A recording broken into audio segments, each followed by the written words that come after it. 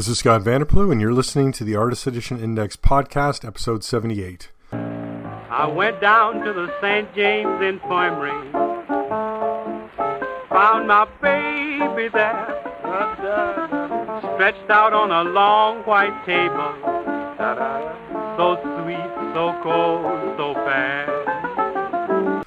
Welcome back to the podcast where we discuss all things AE, everything that has occurred at aeindex.org over the last month. We discuss right here, bring it to voice. I'd like to say life, but I think voice is an assurance and life is a possibility. All right, let's get right into it. The big news, if you're not aware, it hit, it was a funny thing because it really, AIPT Comics is where it hit on the web, and they actually had things first before it was on the IDW website, which I didn't understand. Bleeding Cool pulled it from AIPT. I waited for the IDW website to be updated. But the big news is DC Artist Editions coming once more from IDW. Two have been announced. That's David Mazzucchelli's Batman Year One Artist Edition, with design by Chip Kidd, and Neil Adams' DC Classics with two different covers. I don't understand two regular covers. I never have. It's happened a couple times. I get a regular cover and a variant cover. So I'm not sure exactly what's happening here, but they did provide two different covers. First appearance of Ra's al Ghul and then the Hard Traveling Heroes cover. So Green Lantern, Green Arrow 76 and Batman 232. Anyway. And then the some just iconic Batman Year One art from Mazzucchelli, just gorgeous. Let me read you the press release, anyways. IDW Publishing has signed an agreement with DC to produce artist editions releases. That's a weird statement. Based on highly celebrated works from legendary comic book icons David Mazzucchelli and Neil Adams. The first two books launching in mid-2024 will be David Mazzucchelli's Batman Year One Artist Edition and Neil Adams' DC Classics Artist Edition. More artist editions by stellar artists will be announced over the next few months. The books in this new initiative with DC are near and dear to my heart, said Artist Editions editor Scott Dunbier. Many of the volumes announced and the ones that have yet to be announced showcase some of the finest art ever published in the comic book form. David Mazzucchelli's Batman Year One, written by industry legend Frank Miller, is considered to be one of the greatest Batman stories ever told. Mazzucchelli, a man who prefers to let his work speak for himself, said, "This is a book you were never meant to see." Dunbier added, "David has been intimately involved with the planning of this artist edition and has personally scanned all the contents. In addition to the covers and interiors, all the layouts from the series will be included. Iconic designer Chip Kidd will be designing the book. Neil Adams' DC Classics Artist Edition will feature a wide assortment of classic Neil Adams art from the late 1960s to the mid-1970s. Which is generally considered to be Adams' greatest period. The book will include 5 complete stories and an amazing assortment of covers and pages. The book will feature 2 covers, Green Lantern, Green Arrow 76, the first issue of the classic run by Denny O'Neil and Adams, and Batman 232, the first appearance of Ra's al Ghul. My family and I could not be happier to have this book happen, said Christine Adams Stone. We had so many of my dad's fans literally begging us to do an artist edition. We have every confidence that they and the Adams family will love the results." So there you go. Interesting. It doesn't say that Batman Year One will include all the issues, but I mean, it has to, right? You'd think. Anyways, that's the big news, definitely. It's my understanding that we'll see Batman Year One announced and for release at San Diego Comic-Con 2024 and Neil Adams' DC Classics at New York Comic-Con 2024. So watch for those. And I'm also told there will be a signed slipcase edition of Batman Year One. So watch for that as well. That's going to be a hot property. The Batman Year One is going to be 14 by 21. So oversized art. So bigger than the Daredevil Born Again. And then Neil Adams' DC Classics should be standard size, 12 by 17. So some great stuff there. That is definitely the big news. I think there's no bigger news than that. But we do have some solicitations as well. So we had a new announcement from 2000 AD, and that is the 2000 AD art of Mick McMahon Apex Edition. Let me give you the blurb. A master artist at the height of his talents, a collection of art unparalleled in its startling style and inventiveness, presented at original size in a stunning hardcover. Rebellion is proud to announce that the 2080 Art of Mick McMahon Apex Edition is to be published in November 2023. It's a really long, actually. I'm not going to read the whole thing. Go to the site and read it. Let me give you the gist of it is, McMahon is best... This Apex Edition explores his color work, such as The Fear That Made Milwaukee Famous, presented in its entirety, and Mega City Rumble, with bold markers and bright shades competing to create pages bursting with light and energy. It also features pages from Mills' Judge Dredd's story, The Return of Rico, in which Dredd's evil twin brother is revealed. The story inspired the 1995 Judge Dredd movie starring Sylvester Stallone, as well as providing the story spark that would lead to some of the Judge Dredd's biggest stories. Interesting.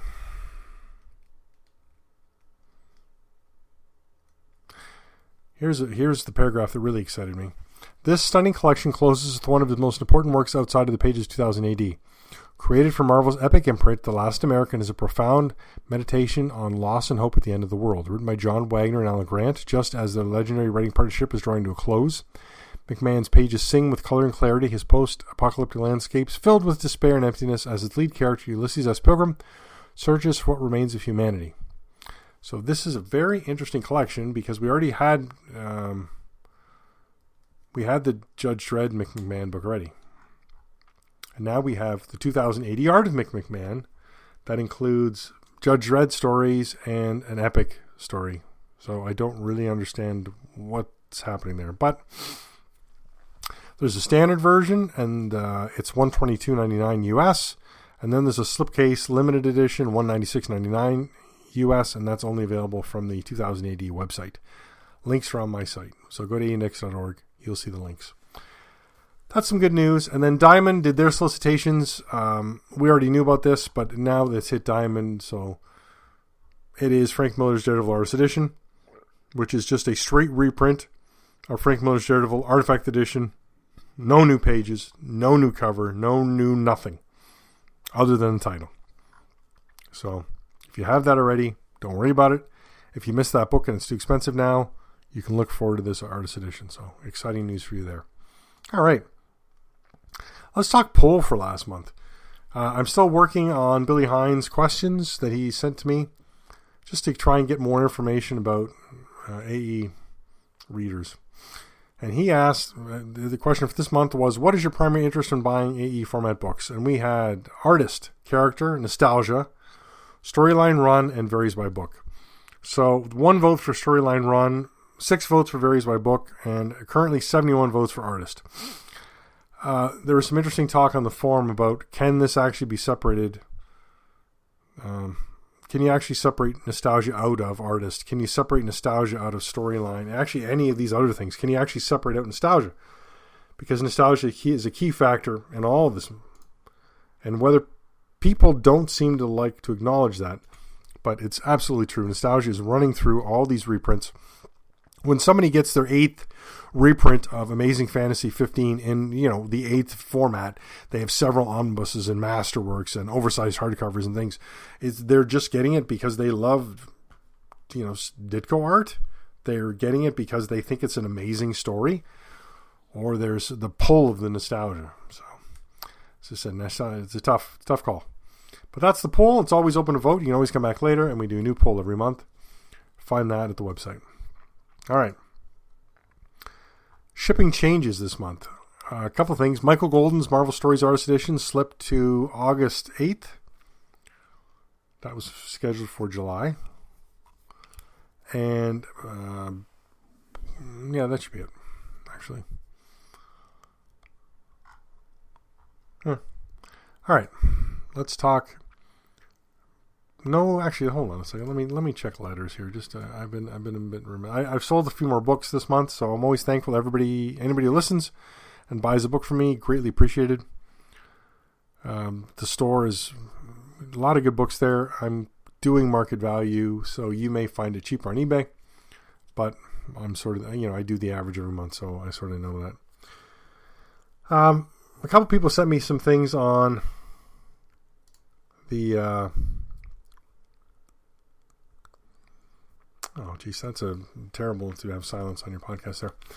On that Carl Barks book, you know, the Carl Barks Comics and Stories Original Art Edition, and then somebody actually brought it up on a Zoom call we had over from the forum group, and somebody showed it. It's production stats that have been enlarged from 7x10 to way too big, and they cleaned up and they look good. It's very much in that European style of black and white art. It's not original art in any way, but to say, to call it art edition or artist edition, I think would be better term, because it's an edition dedicated to the artist. It is not, there's no original art in it. Calling it original art edition just blows my mind. It's just crazy. Another interesting thing from the mail was somebody sent me a link to a Spanish, it's our good friend David Jacoy. He sent me a link to a Tomb of Dracula artist edition that looks about the size of an artisan edition coming out in Spanish. And then when I was browsing the site, I see there's already been a Silver Surfer artist edition in that, but basically it looks like they've taken the artisan edition and done it in Spanish. So that's, I'm sorry, was it Italian or Spanish? I'm clicking on the link now. I'm pretty sure it's Spanish. Yes. So that was really interesting news, and surprising. But it's great to see that this, there's no IDW logo on it. It's only Marvel. So I'm wondering what the connection is there. Is that part of the IDW's licensing agreement that Marvel can reprint the stuff in different languages, and interesting stuff. All right, let's talk out of print sales. One copy of the Alien Illustrated Story sold for $75. 2 copies of Batman: The Dark Knight Returns Gallery Edition sold for $135 average. 3 copies of Bernie Wright's and Artifact Edition second print sold for an average of $157.99. 1 copy of Best of EC sold for $300. Wow, that's pretty good. 1 copy of Best of EC Volume 2 sold for $300. 1 copy of Dave Cockrum's X-Men Artifact Edition sold for $164.99. 1 copy of Dave Gibbons' Watchmen Artifact sold for $90.99. 1 copy of Don Rose's Life and Times of Scrooge McDuck sold for $199. 1 copy of Frank Miller's Daredevil Artifact Edition, $152.50. 1 copy of Frank Miller's Sin City: The Hard Goodbye, $122.42. 2 copies of Gil Kane's Amazing Spider-Man, averaging $108. 1 copy of Jack Kirby Commandy, $149.99. 2 copies of Jack Kirby: The Forever People, averaging $115.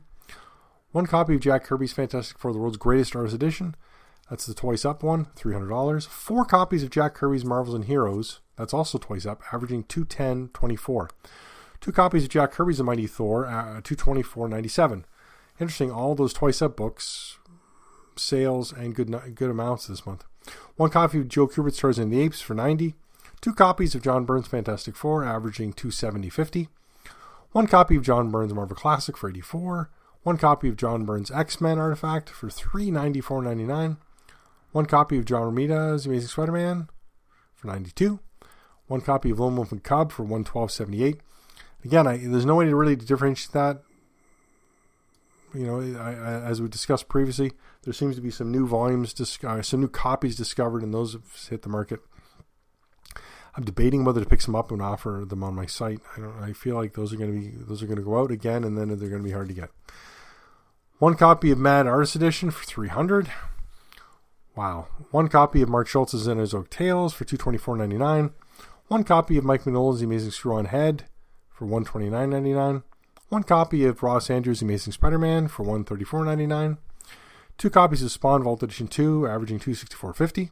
2 copies of Star Wars Dark Times, averaging $60.70. 1 copy of Terry Moore's Strangers in Paradise for $129.99. 1 copy of The Prisoner Original Art Edition for $155.50. 1 copy of Wally Wood's EC Stories for $300. 1 copy of Walter Simonson Manhunter and Other Stories for $99.99.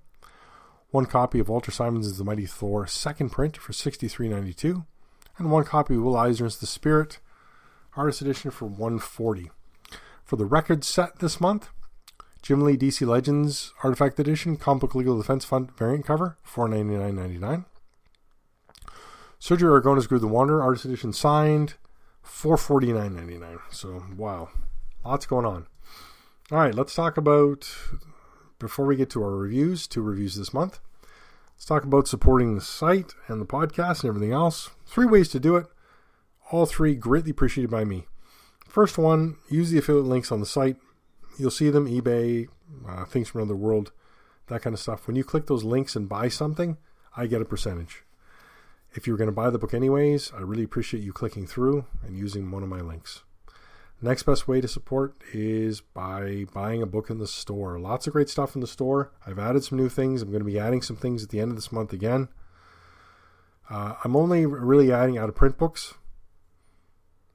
I've got some books there that have been lingering, sort of. I've lowered the price already. But I'm getting newer out-of-print. I'm getting out-of-print books and adding them to the site, and that's an opportunity. Third way to support me is through the Patreon. $1, €1, whatever your local currency is generally, or more, whatever you'd like to contribute, once a month. And all the money goes to me buying books, me hosting the site, me hosting the podcast, and doing the reviews. That's where it goes. Just back into the books and the site. All right. 2 reviews this month. First one, big money. The most I've spent on an English language AE format book. That's David Wright's Carol Day and Lance Hallam. So here's the blurb. In Lance Hallam, we reprint the complete story minus 3 episodes from original art in the full size of the originals, a pleasingly large 17 by 5¼ inches. Our goal is to give readers an experience as close as possible to viewing the original art and to provide a definitive presentation, as Wright and his art deserve, of one of David Wright's very best stories. It's a lot of Wright in that sentence. All right. Slingsby Brothers, Inc., released in April 2023. That's when I got my copy. 19¼ by 14¼ 152 pages, hardcover, $350 US, only available through eBay. Let me start with the good. Love the book. I love the original strips from David Wright's Carol Day. This story is wonderful. To see David Wright's art is just amazing. The cross-hatching, the pen work, just the body language, the way he drew fabric, facial expressions. It's stunning. It's an amazing to see this work. I like the design. I like that the story, you get on every page of the newspaper strip, you get the page number, you get the story name, you get what dates those strips ran on that page. There's 2 to a page, as they said in the blurb there. 17 by 5¼ Just gorgeous. There is a introduction. There's a reprint of an article from Illustrators Magazine, number 2. It's a British magazine. It's a great article, and it's nice to see it again here. Some of the art is a little bit bigger here than it was in the magazine. Some of the magazine's art was bigger than it is in this book. So we get that presented, which is nice. Then we get a blow-by-blow breakdown of the story and blow-ups, actually just panels of the original art used to illustrate the points. And then they have a series of pages. Well, here, then they have a series of pages of art done by current artists in tribute to David Wright and Carol Day. And then there's acknowledgments. And then also before that, they reprint the Lance Hallam artboards again, this time without trimming the empty edges. So now you get the empty edges, 6 to a page. And as you can see, I'm starting to get into what I don't like about the book. So basically, you're buying a 156-page hardcover, 52-page hardcover, and you're actually getting 42 pages of Lance Hallam art. So you think, 42 minus 152, that's 110 pages of other stuff. So not even 1/3 of the book is the art.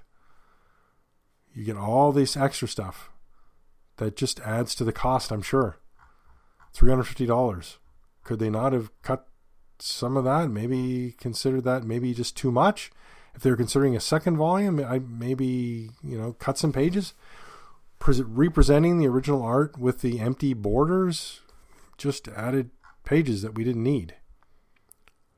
Right, just 30 pages of Carol Day by today's artists. So 15 artists and 15 biographies. The name of the book is David Wright's Carol Day, Lance Hallam. I thought I was getting, I'm looking for David Wright art. I don't want somebody else's art. That doesn't interest me in any way. Give me more David Wright art. Give me 2 stories then. If that's the page count you wanted, then present 2 storylines, or cut the pages and cut the cost. And then that blurb, it's glossy paper, and it says, our goal is to give readers an experience as close as possible to viewing the original art. And, it's the original art is not glossy paper. I have lots of, I don't have an original of this. I've held one, but I've got lots of other newspaper strip originals, and they are not glossy, shiny paper like this. That's just not the paper that was used. So, yeah, I got a lot of what I don't like, and I've got some what I like. The other issue was the shipping was a complete debacle for Canadians. They said it was going to be $25. If you ordered the book like in the first hour, it was $10, and then it went up to $104. And I reached out to the email address I had from ordering, and I didn't get a response. Then I reached out to a different email address that's in the back of the book and asked about the shipping, and was told, yes, shipping costs have increased. But I told them that the price is wrong on eBay. The eBay description says $25. Your website says now $25. Then the website said $40, but it was still $102. So I got the polite brush off there. They did finally fix it. So they've changed everything to say $40, and now the shipping is $40 on eBay. So if you're interested in getting this book after all that, and I still say if you like David Wright's art, there's no other way to get full-size David Wright art like this other than to buy this book. But you must be a very large fan to get this. So watch the videos, look at the pictures, go to aindex.org, check it out, make the informed decision. All right, one more review for this month. Kevin Nowlan's Marvel Heroes Artist Edition. My source for this book was a bit late for me. I think I was about 6 weeks late getting this book, and then I procrastinated putting this review up. It took me 3 weeks from receiving this book to get the review online, which was yesterday. I had the pictures done. I don't know what it was, but thanks for waiting if you did. Let me give you the blurb. Kevin Nowlan is a true artist. He has won the coveted Eisner Award for his art on Jack B. Quick in collaboration with Alan Moore, as well for inking Batman Sword of Azrael over Joe Quesada. This volume will contain a selection of Nolan's best works from Marvel Comics, covers pages and 2 complete stories. Most notably, his fully painted 62-page Man-Thing graphic novel written by Howard the Duck creator Steve Gerber. A true labor of love, the graphic novel took Nolan 25 years to complete. It's a 12 by 17 hardcover, 184 pages, and it is $150 US. So here we get another interesting book. This one's laid out much differently than any other artist edition. So the book actually starts with covers, then moves into a gallery section with specialty drawings, pinups, layouts. Then we have pages. Then we have the 4 complete stories, which, to be fair, 3 are very short stories, and 1 is that full-length Man-Thing. So it's a good amount of material. And what I really enjoy about this book is, first off, seeing Nowlan. There's a lot of pencils on the left and then inks on the right, and you really get to see a great how he moves from one to the other. His inks are so polished and finished, and to see the pencils are just very dynamic, very raw. They look awesome. And the other thing I guess I'm just not getting a lot of Nolan stuff anymore. Just the way he draws the perspective. He's got a lot of images where maybe the hand is forward or the leg is forward, and it's much larger than perspective would say it should be, but it works so well. Really presents well. And then we've got one color cover, and then we've got the entire painted graphic novel, Man-Thing graphic novel. And the colors actually they're quite bright. The paper it's matte paper with a very, very minimal gloss, as all artist editions have. But it really presents very sharply, and the colors just pop. It's really nice. Of course, this is a mix of older to newer material.